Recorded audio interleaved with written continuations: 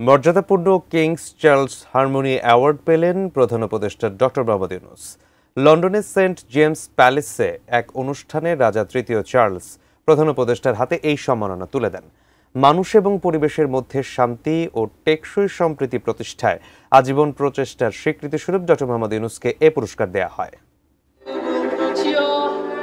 লন্ডনে ব্রিটিশ রাজপরিবারের অন্যতম প্রাসাদ সেন্ট জেমস প্যালেসে বৃহস্পতিবার দুপুরে ছিল কিংস চার্লস হারমোনি অ্যাওয়ার্ডের জমকালো আয়োজন।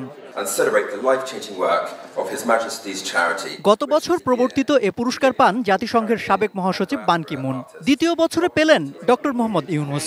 রাজা তৃতীয় চার্লস তার হাতে এই পুরস্কার তুলে দেন। এটা আমাদের জন্য, বাংলাদেশের মানুষের জন্য, বাংলাদেশের জন্য এটা খুব বড় অনার। উনি লাইফ লং যে কাজগুলো করছেন, যারা মার্জিনালাইজ পিপল, যারা দরিদ্র, তাদের জন্য যে সমস্ত মেজার উনি নিয়েছেন, যেমন সোশ্যাল বিজনেসেস বা মাইক্রো ক্রেডিট, সেগুলোর কাজ সম্পর্কে কিংস চার্লস যথেষ্ট অবগত এবং উনি একজন অ্যাডমিরাল।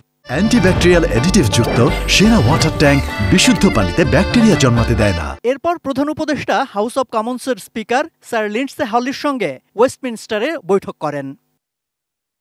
প্রধান উপদেষ্টার সাথে সাক্ষাৎ করেছেন যুক্তরাজ্যের ইন্দো প্যাসিফিক বিষয়ক সংসদীয় under secretary of state Catherine West.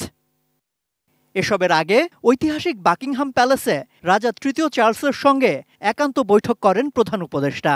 আধ ঘণ্টার এ বৈঠকে বাংলাদেশের সাম্প্রতিক পরিস্থিতি ও অন্তর্বর্তী সরকারের সংস্কার কার্যক্রম সহ বিভিন্ন বিষয়ে আলোচনা হয়।